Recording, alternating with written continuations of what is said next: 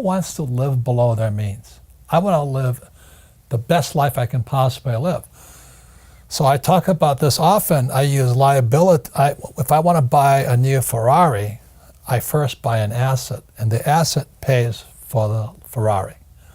I wanted a Rolls Royce. Why? Because I never had a Rolls Royce. I've had Bentleys. So I built an asset, and the asset then bought my Rolls Royce. Now I'm kind of bored with cars.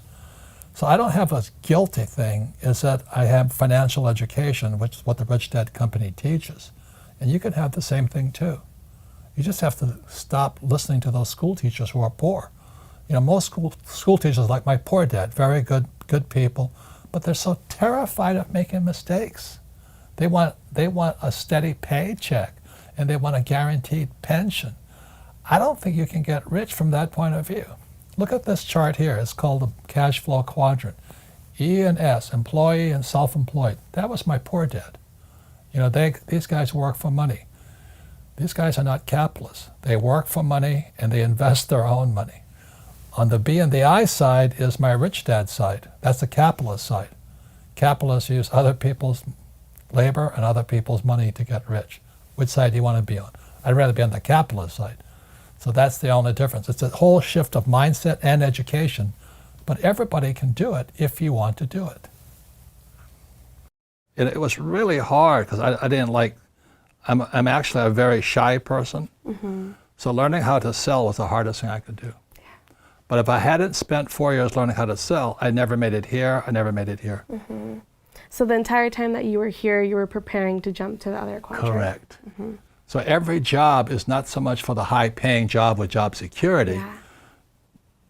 For not everybody. You know, most people should have job security because they're not designed to be entrepreneurs. Mm-hmm. But if you're going to be an entrepreneur, then you better take this job and say, well, which way am I going to go? Yeah. Okay. So I knew my job at Xerox was to go here and here and here, not stay here. Mm-hmm. And I actually make so much money over here that I don't need job security, I need the money. So really that's the lesson. When you look at a job, you look at what can I learn more than how much can I make. And I think that's the biggest challenge. And if you look for a job where you can learn a lot, the harder the job, the better it is. Yeah. Do you know? What makes something an asset or liability is the two most important words in business: cash flow. Which way is the cash flowing? So an asset, if the money is flowing into your income statement, it's an asset. So my rich dad would say, if money is flowing into your pocket, it's an asset. If money is flowing out of your pocket, it's a liability. So the average person, they go out and they buy a house and say, oh, it's an asset. But every month, it's flowing straight to the bank. So your money flows straight to the bank. Not that intelligent. You know, I want the money to flow from the bank to me. So it flows to the bank. Or what they'll do is they'll buy a stock or a bond or a mutual fund, and it's an asset, and it flies straight to Wall Street.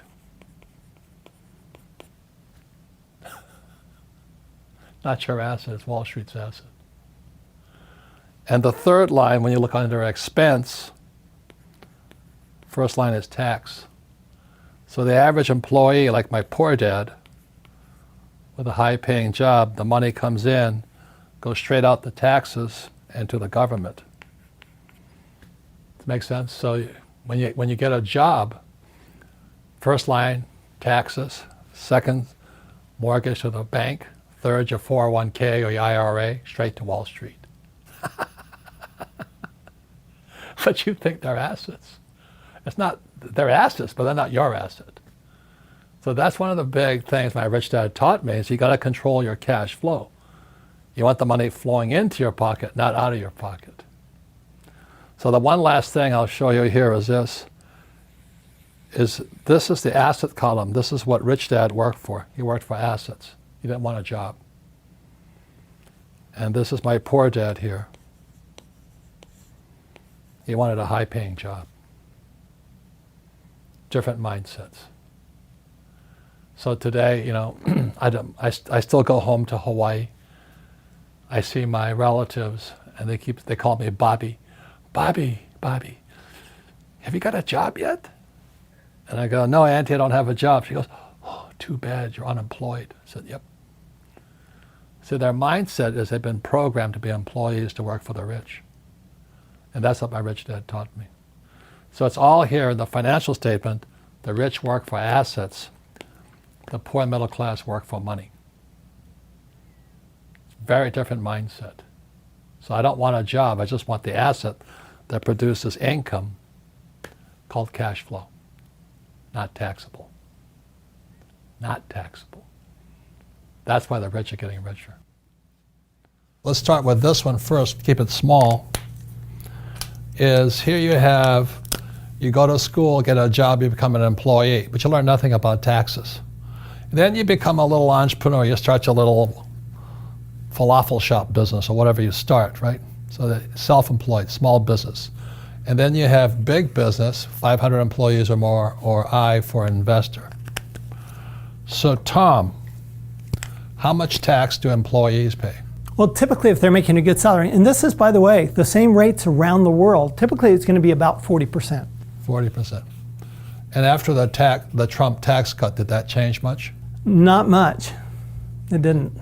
So if you're I'm going to start my own little business, I'm going to start my little pizza shop or my coffee shop, how much do these guys pay? Well, now it goes up because you're paying both your share of the taxes plus the employer share of the taxes because you've got both sides. So now it goes up as high as 60%. So when you hear a young person, an old guy like me say, I'm going to start my own business, they don't know anything about taxes, do they? No, and in fact, this is the place where people get in trouble because over here, the money's being taken out of your paycheck. But here, you're responsible for your taxes. And so what happens is that you go, let's say you're successful with your pizza shop, right? All of a sudden, tax time comes around. Oh no, I've spent all my money and I don't have money to pay the taxes. And people go out of business real fast here. Well, it is surprising because a lot of the millennials do want to start up their own small little business, right? And what they're not aware of is that they're going to be in the 60% tax bracket. Because taxes are your single largest expense. So if you're going to start your own business, you got to be aware of taxes here. Mm-hmm. Now, big business, as 500 employees or more, how much do they pay? Typically around the world, about 20%. Now, why is it that big business people pay less than small business? Well, basically, the government wants us to do certain things, and they'll give us incentives if we do them. And what they want out of a big business is they want employment. So they want to create employment because that creates stability in the country. Jobs, right? And so the more jobs you create, actually the more tax benefit you get. Well, look at Amazon right now. They're looking at moving their company. How many tax benefits do you think they're getting? Oh my heavens, they pay very, very little tax. Amazon does, and they pay, you talk about all those different kinds of taxes. Not only do they pay very little income tax, but they're also paying very little sales tax and employment taxes and all those others because they're getting benefits from multiple types of government, the federal government, the state government, the city government. Is that how Elon Musk started his battery factory in Nevada? Well, yeah, I mean, Elon Musk, he gets huge research and development tax benefits, which by the way, that's a tax benefit that is available in most countries more than the US. Right. So if you're going to stay small, I mean, it's a good place to start, but you're going to really want to come over here eventually. And then the professional investors. See, these guys are passive. These guys invest in stocks, bonds, mutual funds. They save money. They're passive guys. They pay the highest taxes. But how much does a professional investor, like Shark Tank, how much do these guys pay? So they can pay as little as 0%. Right. They can actually completely eliminate their tax. And this is called a financial statement. What makes the cash flow game different from Monopoly, which how my rich dad taught me via Monopoly, is my rich dad also taught me about financial statements. So the cash flow is the only game with a financial statement. So really simply, when you look at a financial statement, there's income, expense, assets, liabilities. There's one more thing in the cash flow game on the financial statement you'll see. It's the most important statement of all. It's called the statement of cash flow. It's off to the side here. Mm-hmm. So if you're going to be an entrepreneur or a capitalist, you have to have one of these. You're going to be rich, you have to have one of these. But 99% of all high school students leaving school and college have no idea what this is. You have FICO scores, but you don't know what this is. No. So when a banker asks you for your financial statement, they want to see how smart you are here. So let me tell you why school makes students poor. So really simply, it's this. Let's say I have a master's in arts, Master of Arts degree, right? Yeah. Or a Bachelor of Arts degree. Yeah. Do I learn anything about income? No.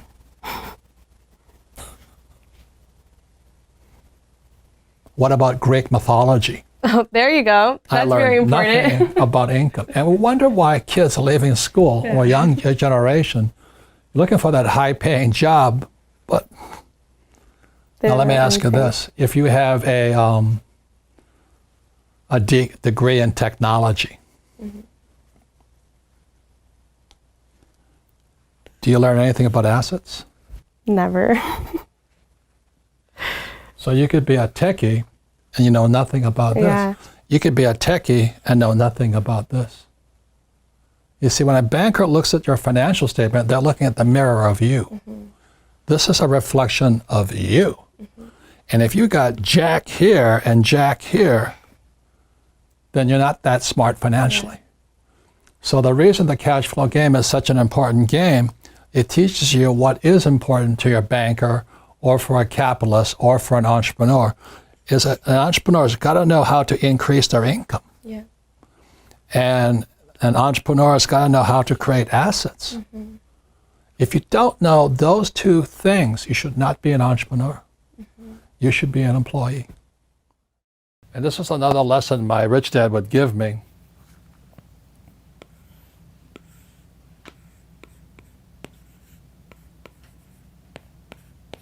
So real quickly, this is a cash flow quadrant, You have E stands for employee, S stands for self-employed or small business, or a specialist like a doctor or a lawyer.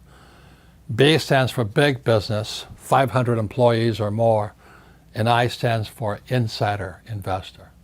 See, these guys are passive investors, they're outsiders. These guys invest from the inside. So the I's are like Shark Tank guys, like Mark Cuban and all that. They're entrepreneurs who now acquire other companies. So when I was probably in my 20s, or when I was growing up, should I say, my dad wanted me to be an employee. So when I got out of the Marine Corps, I could fly. So he wanted me to fly for the airlines as a pilot. So I didn't want to do that. And my mom, she was a nurse, and she wanted me to be a specialist, like a medical doctor. And I said to my mom, "This is one problem." I said, "Medical doctors are smart. That's what S stands for." She goes, "You're right. You'll never be a doctor." So I only had one hope, was to go to the B side and the I side. So today, I own many, many businesses, and I invest from the inside. Now, some people say, well, insider trading, that's illegal. It's not illegal. There are certain parts of insider trading that's illegal, but the biggest deal is always inside. So what my rich dad taught me is, if you're not on the inside, you're on the outside. And the reason most people don't make much money is on the outside.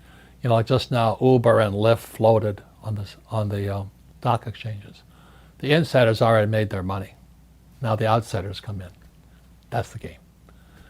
So in my lifetime, I've taken 3 companies public on the Toronto Stock Exchange: a gold company, a silver company, and an oil company. I did it because I wanted to find out what it's like to be on this side, on the B and the I side. And they're completely different worlds, different mindsets, different human beings. So if you want to go to school, this is where people wind up, E and S. And Rich Dad stands for people who want to be on this side here. It's a very different mindset, skill sets, education processes. So let me ask you this question. When you were in school, were you an A student or a C student? Were you the star of the class or the flunky of the class? And if you weren't the A student, then did that mean you couldn't be successful? Is that what it means to you? If you didn't go to a great school, you're never going to be successful? What if you drop out? What if you drop out like Steve Jobs and Bill Gates? That means you've had it. Jack Ma, who was the founder of a little company called Alibaba, he just recently said, if you're 35 and you're not rich and successful, you'll never be successful.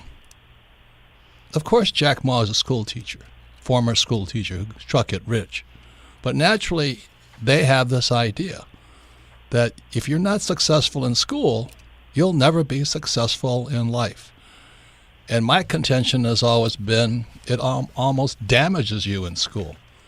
School damaged my brain, and my father was the head of education for the state of Hawaii, PhD. And I hated school. I sat there and getting pounded all the time for being stupid.